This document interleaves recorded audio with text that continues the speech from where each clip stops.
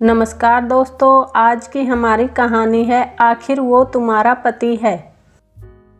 अरे रमा, लगता है कोई बहुत अच्छे पुण्य किए हैं हमारी सानिया बिटिया ने, जो ऐसा घर घराना मिला है। सानिया के दादा ने सानिया की माँ को बोलते हुए कहा, इतना शानदार घर, 10 तो कारें खड़ी हैं। अर्जुन के पिताजी ने कहा, हमें बस सानिया जैसी संस्कारी लड़की चाहिए और कुछ भी नहीं। सच में भाग्य खुल गए हमारी बेटी के। सानिया के पिताजी की बातों में उनकी खुशी झलक रही थी। थोड़े दिन पहले ही पंडित जी सानिया के लिए अर्जुन का रिश्ता लाए थे। अर्जुन के घर वालों ने सानिया को किसी विवाह समारोह में देखा था, वहीं उन्हें सानिया पसंद आ गई। अर्जुन का परिवार काफ़ी समृद्ध था। जब से अर्जुन का रिश्ता सानिया के लिए आया, घर में चहल पहल सी हो गई। सानिया ने इसी साल अपना ग्रेजुएशन पूरा किया था। हर लड़की की तरह उसके भी सपने थे। वो इतनी जल्दी शादी करना तो नहीं चाहती थी, पर सपनों सरीखी राजकुमारी वाली दुनिया छोड़ना भी नहीं चाहती थी। रविवार के दिन अर्जुन के परिवार वाले सानिया को देखने आए। सानिया उन्हें पहले ही पसंद थी, तो ये मिलना जुलना महज एक औपचारिकता भर थी। सानिया जब चाय लेकर आई, उसने कनखियों से अर्जुन को देखा। वो देखने में उसे काफ़ी अच्छा लगा। उसी दिन सानिया का रिश्ता पक्का हो गया। सानिया की होने वाली सास ने बातों ही बातों में सानिया को बताया कि अर्जुन काफ़ी शर्मिला है और जल्दी से किसी से घुलता मिलता नहीं। 3 महीने बाद की शादी की तारीख तय हो गई। सानिया को ये सब एक परिकथा सरीखा लग रहा था। उसने सोचा ही नहीं कि एक दिन सपनों का राजकुमार सच में उसे मिल जाएगा, जो उसे राजकुमारी बनाकर रखेगा। जब उनकी सगाई हुई तो उसे मिले तोहफों को देखकर सारे रिश्तेदारों और उसकी सहेलियों की आंखें चुंदिया गई।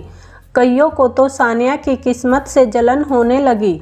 समय पंख लगाकर उड़ रहा था। सानिया का परिवार जोरों शोरों से शादी की तैयारियों में लगा था। सानिया की सास उसे कहती कि बस अब उनसे और इंतजार नहीं हो रहा, वे जल्दी ही अपनी बेटी को घर लाना चाहती हैं। अर्जुन से जब भी सानिया बात करती तो वो कुछ देर बात करके फ़ोन अपनी मम्मी को दे देता। देखा सानिया, मैंने कहा था न, बहुत शर्मिला है मेरा अर्जुन, कभी भी लड़कियों की तरफ आंख उठाकर देखता भी नहीं। तुम ही उसकी ज़िंदगी में आई पहली लड़की हो। मैं माँ हूँ, सब समझती हूँ कि जैसे मुझे तुम्हारा इंतज़ार है, उससे ज़्यादा बेसब्री से वो तुम्हारा इंतज़ार कर रहा है। पता है, उसने तो हनीमून के लिए अभी से स्विट्ज़रलैंड की टिकट बुक करवा ली है। अर्जुन की माँ ने जब सानिया से फ़ोन पर ये सब कहा तो सानिया शर्मा गई। सानिया सपनों के संसार में गोते लगाने लगी। 3 महीने कब निकले पता ही नहीं चला। धूमधाम से सानिया और अर्जुन की शादी हो गई। सभी रस्मों के बाद सानिया अपने ससुराल आ गई। सानिया की शादी की पहली रात थी। सानिया काफ़ी घबराई सकुचाई थी। सानिया जैसे ही अपने कमरे में गई, उसने देखा अर्जुन गहरी नींद में सो रहा है। सानिया उसे ऐपलक निहारती रही। शादी की इतनी गहमा गहमी रस्में, फिर फ्लाइट का सफ़र, थकान होना तो लाजमी है। अगली सुबह जब गिलास गिरने की आवाज़ के साथ सानिया की नींद खुली, उसने देखा अर्जुन बदहवास सा खड़ा है और सारा सामान फेंक रहा है। उसने अर्जुन को रोकने की कोशिश की, मगर अर्जुन ने उसे ही धक्का दे दिया। सामने दरवाज़ा पीटने की आवाज़ आ रही थी।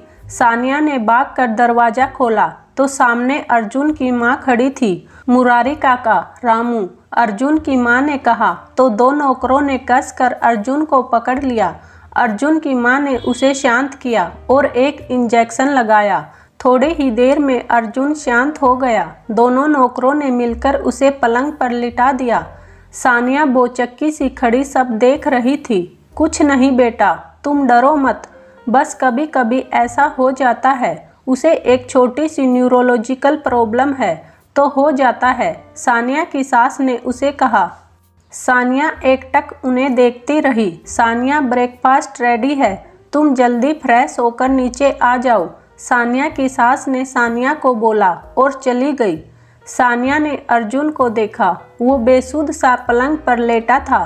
सानिया को ऐसा लगा कि वो कुछ सोच ही नहीं पा रही है। वो तैयार होकर नीचे पहुंची। अगर आप लोगों का सब ड्रामा पूरा हो गया हो तो मैं आज लंदन वापस जा रहा हूँ। अर्जुन के छोटे भाई विनय की आवाज़ सानिया ने सुनी। थोड़ी ही देर में विनय सूटकेस के साथ घर से निकल गया। सानिया को कुछ समझ नहीं आ रहा था। बैठो ना बेटा, खड़ी क्यों हो? अर्जुन के दादाजी ने कहा। सानिया ने उनके पाँव छुए। सौभाग्यवती बहू, दादाजी ने आशीर्वाद दिया। चिंता मत करो बेटा, सब ठीक है, तुम नाश्ता करो। मुरारी जरा जूस लाकर बहू को दो।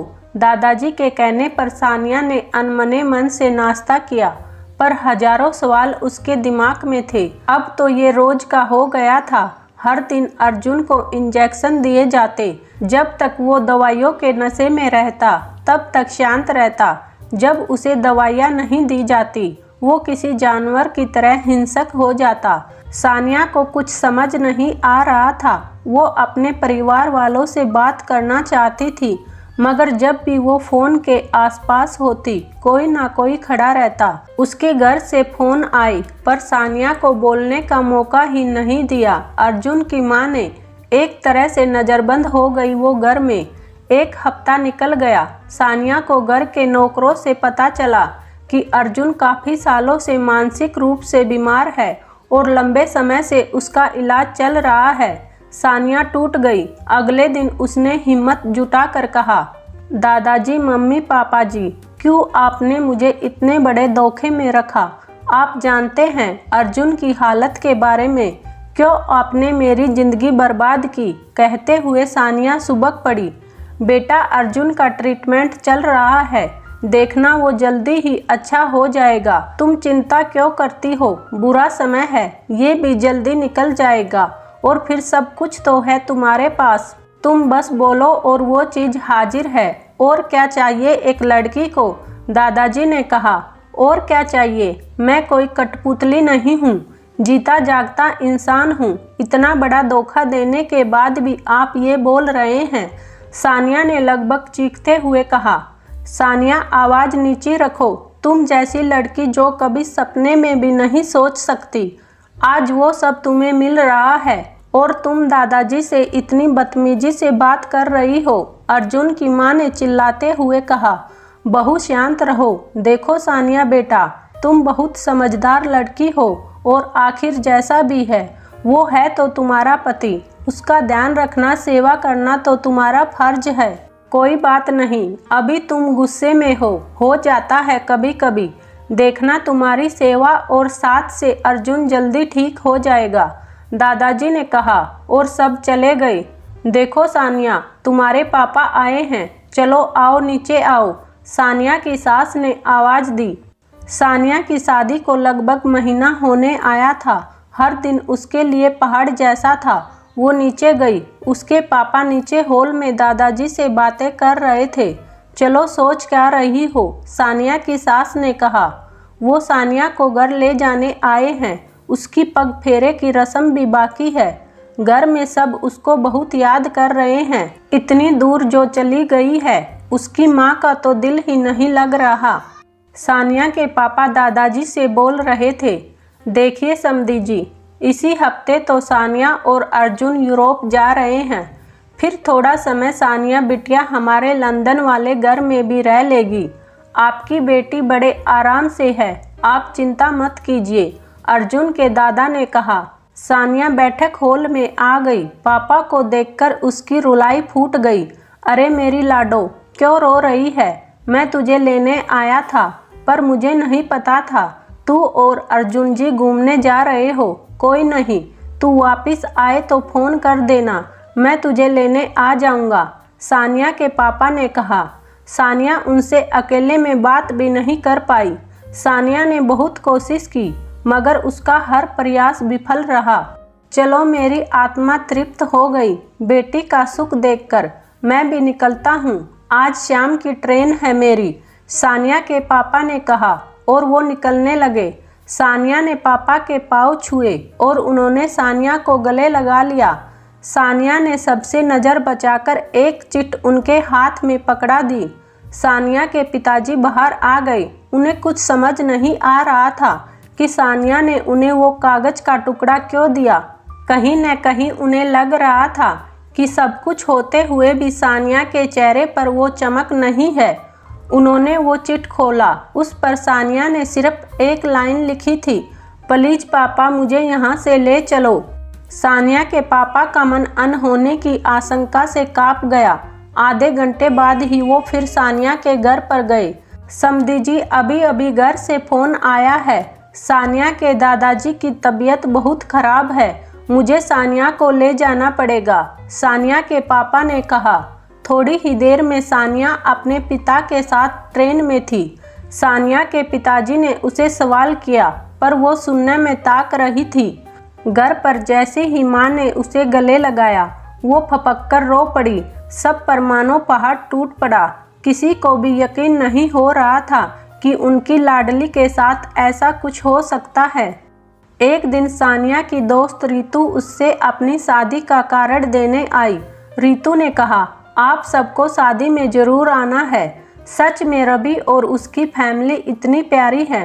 मम्मी पापा भी बहुत खुश हैं कि इतने बड़े घर में मेरा रिश्ता हुआ है। रितु बोलती ही जा रही थी। रितु, मैं सच में तुम्हारे लिए बहुत खुश हूँ, पर क्या तुम्हारे परिवार ने सारी ज़रूरी जानकारी जुटाई? लड़के और उसके परिवार के बारे में। अभी सगाई और अगले हफ्ते शादी। प्लीज़ रितु, पहले सब अच्छे से पता लगाओ। रितु चौंक गई कि क्यों सानिया उससे ये सब कह रही है।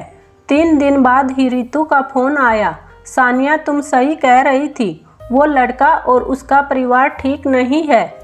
तुम्हारी वजह से ही हमने और छानबीन की, हमने ये रिश्ता तोड़ दिया। थैंक यू यार for saving my life. Ritu बोल रही थी। सानिया के चेहरे पर मुस्कान आ गई। जो काम वो नहीं कर पाई, आज किसी और की जिंदगी को बचाकर उसने कर लिया। उसने हार नहीं मानी, न मानेगी।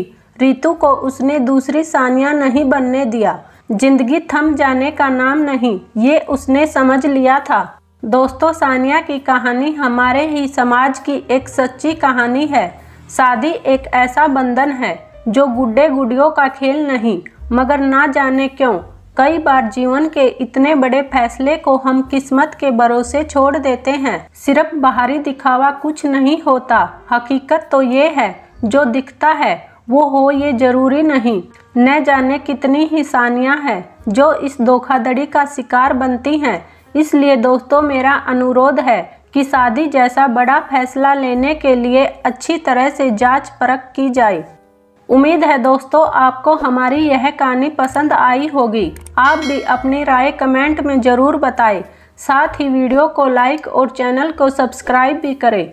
फिर मिलते हैं किसी और इंटरेस्टिंग कहानी के साथ। तब तक के लिए धन्यवाद।